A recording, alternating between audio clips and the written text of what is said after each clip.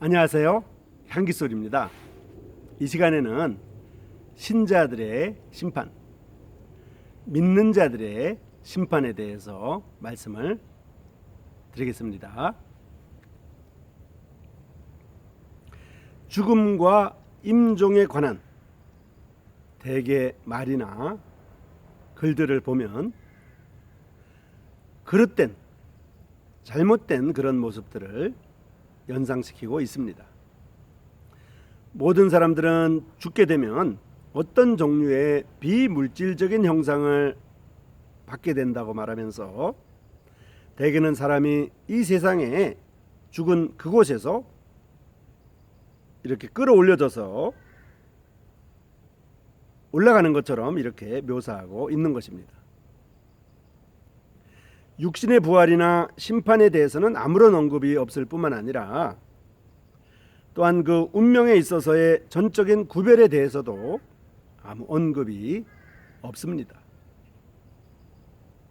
이런 대중적인 설명은 성경의 가르침과 완전히 대치된다고 말씀을 드릴 수가 있습니다. 성경에 의하면 모든 사람은 부활의 몸을 입게 되며 심판을 위하여 하나님 앞에 섰다가 천국이나 지옥에서 영원의 세계를 보내게 되어 있습니다. 앞에서 우리의 죽음 저편에 있는 사람들에게 의식과 기억이 있으며 서로 대화를 나눈다는 것을 살펴보았습니다. 우리는 또한 그들이 이곳 지상에 있는 우리에 대하여 관심을 가지고 있을 것이라는 그러한 믿음을 말씀을 드렸습니다. 우리는 구원받은 자와 구원받지 못한 사람들을 기다리고 있는 부활과 심판을 이야기할 것입니다. 먼저 신자의 심판에 관하여, 믿는 자의 심판에 관하여 성경이 가르치는 바를 살펴보겠습니다.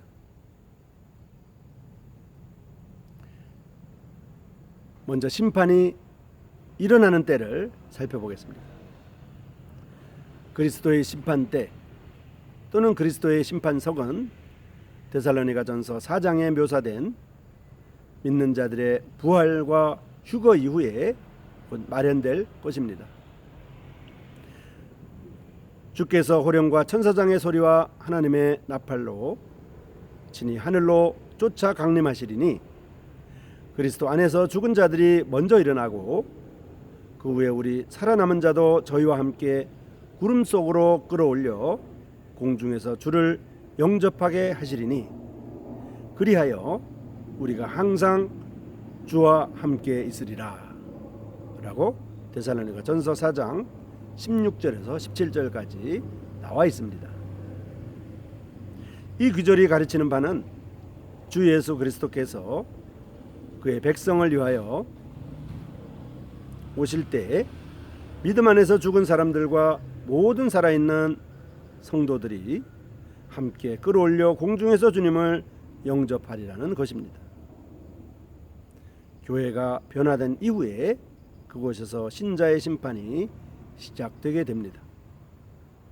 성경은 그리스도인들이 하늘에서 심판을 받고 있을 때에 바로 그때 이 땅에서는 남아있는 불신자들이 대환란의 시기를 통과할 것을 말하고 있습니다. 적그리스도가 권세를 잡을 것이며 자연계에서는 무서운 혼란이 일어날 것입니다. 또 하나님의 심판이 불신의 나라들 위에 쏟아져 내릴 것입니다. 하나님께로 돌아선 사람들은 무서운 박해를 받으며 많은 사람들이 그들의 신앙 때문에 죽음을 맞이할 것입니다. 그 모든 것을 통하여 유대 나라가 그리스도에게로 돌아올 것이며 다른 말로 이스라엘이 주님께로 돌아올 것입니다. 이 지구는 주님의 천년 통치를 위하여 이제 준비될 곳입니다. 지구 위에서는 그 무서운 날들이 계속되고 있는 동안에 교회 시대의 성도들은 하늘의 그리스도의 심판석에서 시험을 치를 것입니다. 이것은 그리스도께서 왕 중의 왕으로서 이 지구를 통치하시기 위하여 다시 오실 때 그와 함께 다스리기 위한 준비 단계라고 볼 수가 있습니다. 심판의 필요성에 대해서 말씀을 드리겠습니다. 우리 믿는 자들도 심판을 받을 필요가 있다는 것이 어떤 사람들에게는 이상하게 들릴지도 모릅니다. 그리스도께서 갈보리의 십자가에서 우리를 위하여 하신 일 때문에 우리는 이미 의롭게 되었습니다. 그분께서 우리의 죄를 위한 값을 지불하신 것입니다. 우리는 바로 영생을 소유하고 있습니다.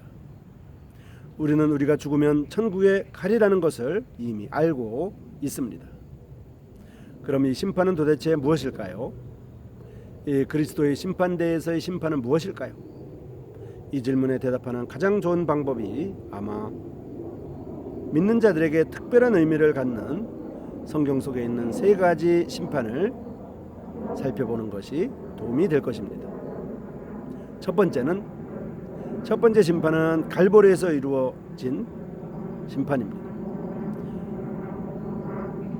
첫 번째 심판은 갈보리에서 이루어졌으며 그것은 우리의 죄책과 관련되어 있습니다. 그곳에서 하나님께서는 세상의 죄에 대한 진노를 예수 그리스도께 쏟아 부으셨습니다. 그리고 거기서 예수 그리스도께서는 우리들이 받아야 마땅한 형벌을 받아주셨습니다. 하나님의 죄를 알지도 못하신 자로 우리를 대신하여 죄를 삼으신 것은 우리로 하여금 저희 안에서 하나님의 의가 되게 하려 하심이니라 라고 고린도후서 5장 21절에서 말하고 있습니다. 믿는 자의 두 번째 심판은 이 생에서 지금 이 생에서 행해집니다. 그것은 바로 지금 여기서 이 땅에서 일어나고 있는 것입니다. 이것은 그리스도인이 생존해 있을 때 그들에게 떨어지는 하나님의 채찍을 의미합니다. 비록 우리가 은혜로 구원받긴 했지만은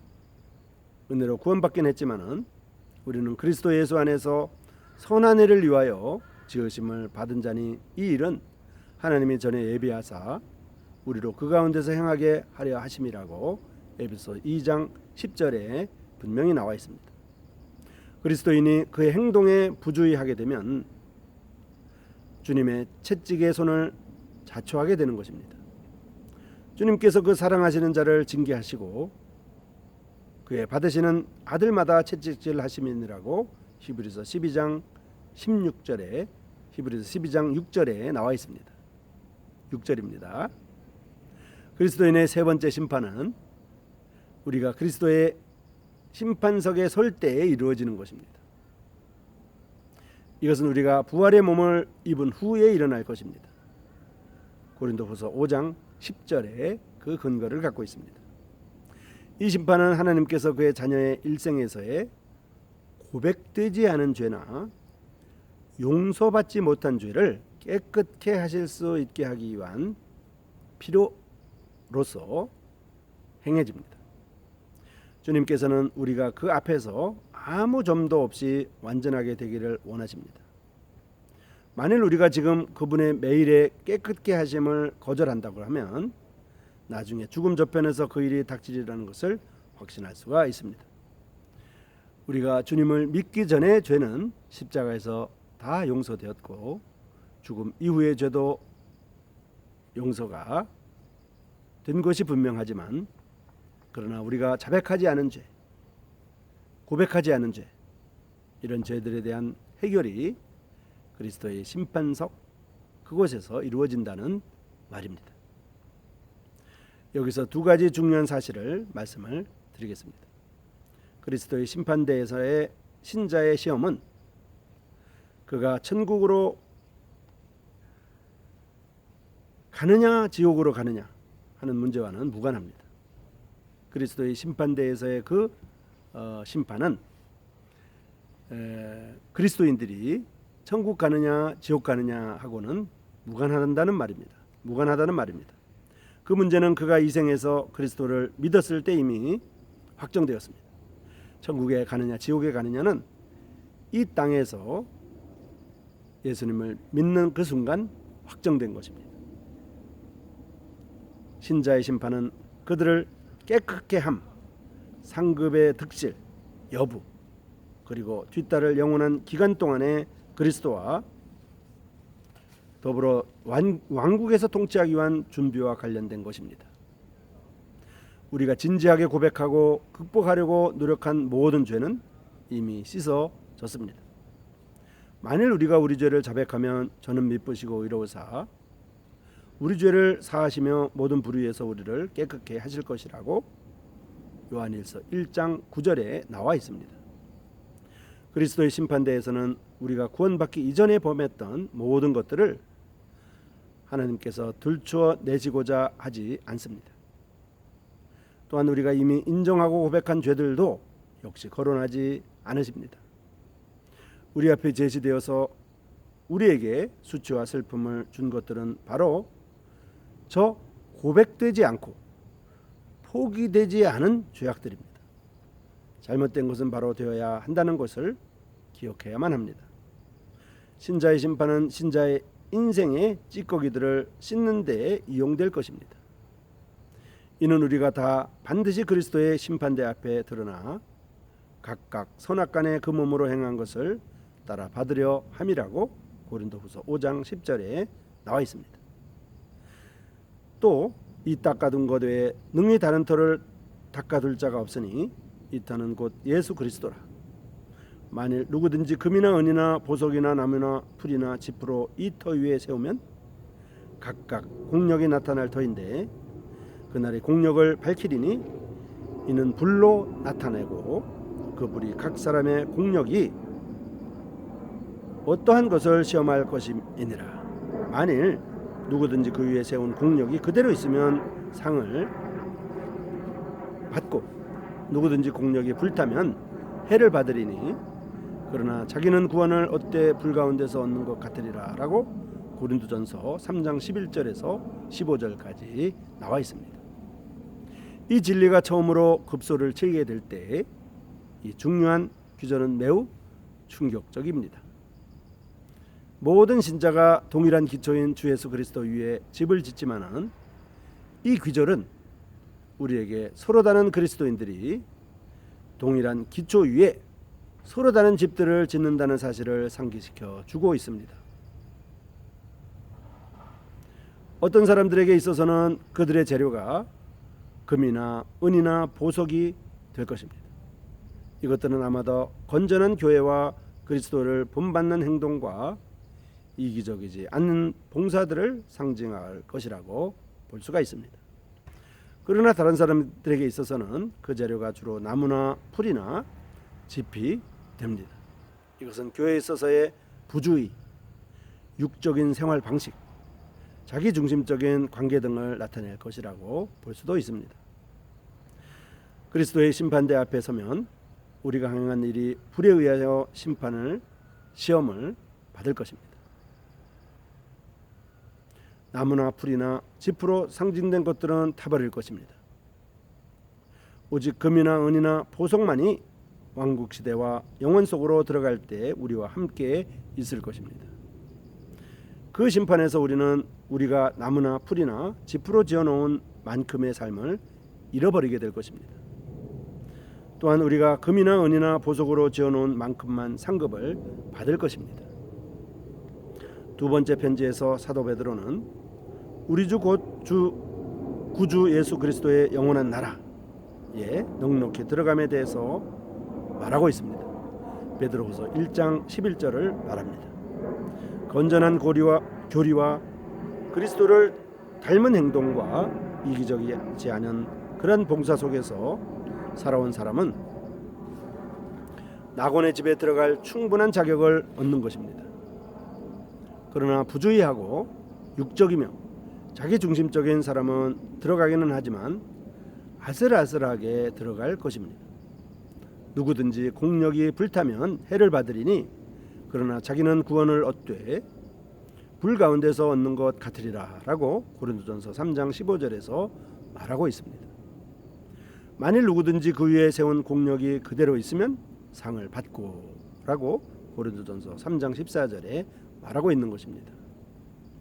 여기서 두 가지 예화를 말씀을 드리겠습니다.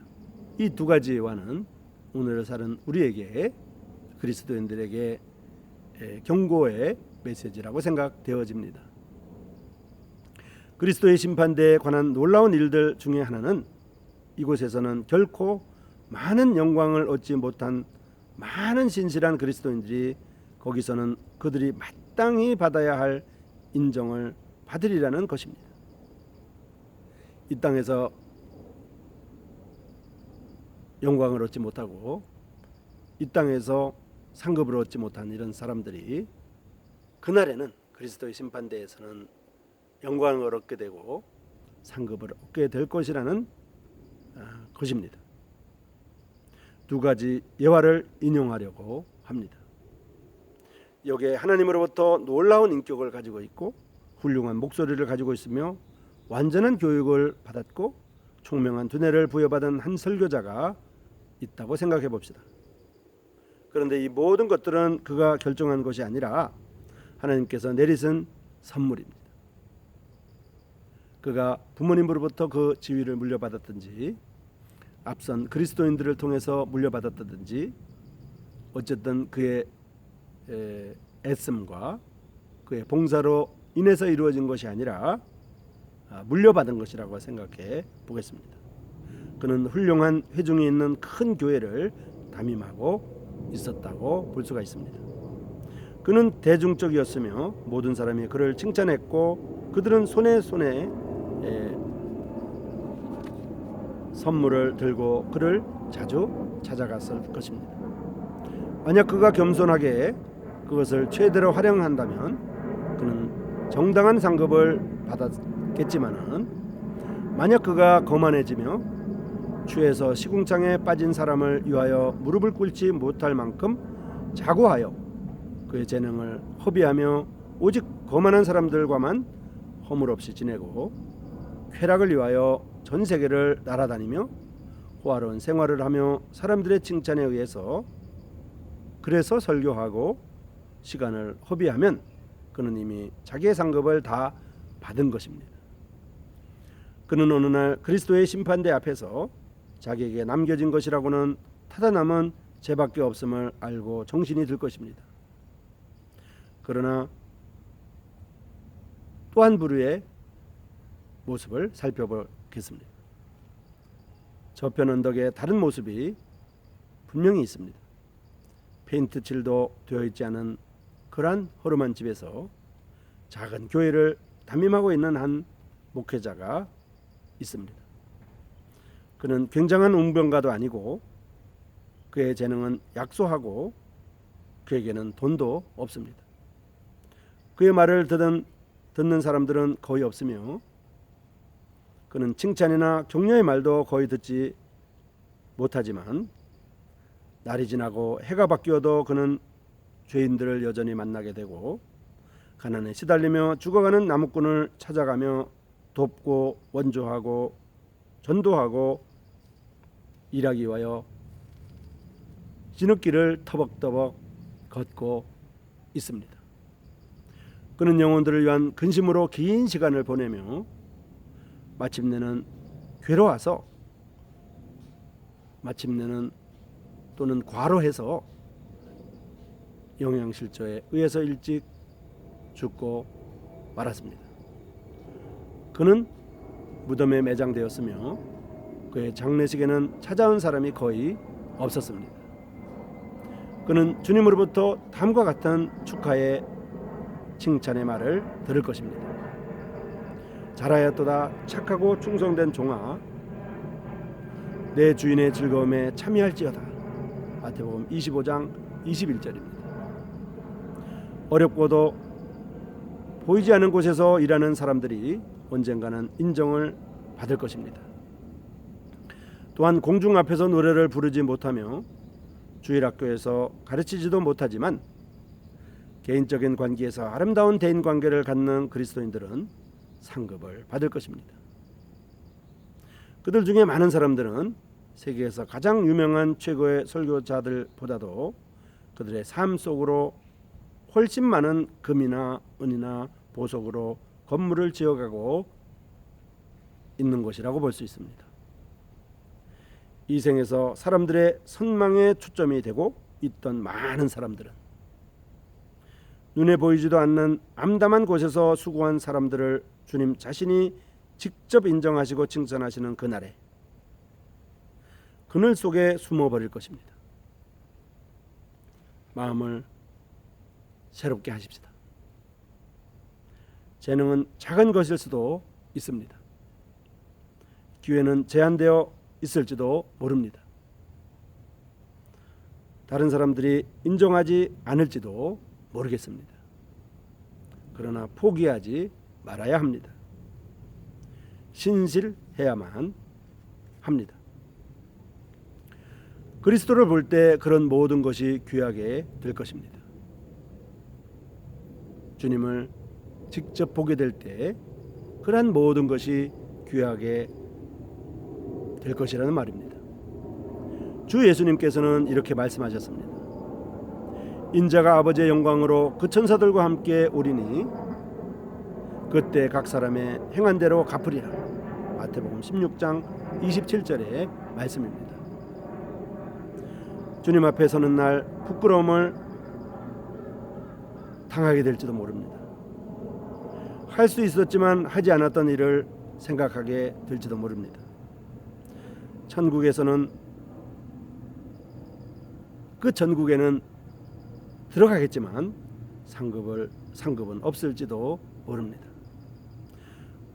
우리 주 곧 구주 예수 그리스도의 영광의 나라에 넉넉히 들어가는 기쁨을 누리는 사람 중에 속하도록 하여야만 합니다.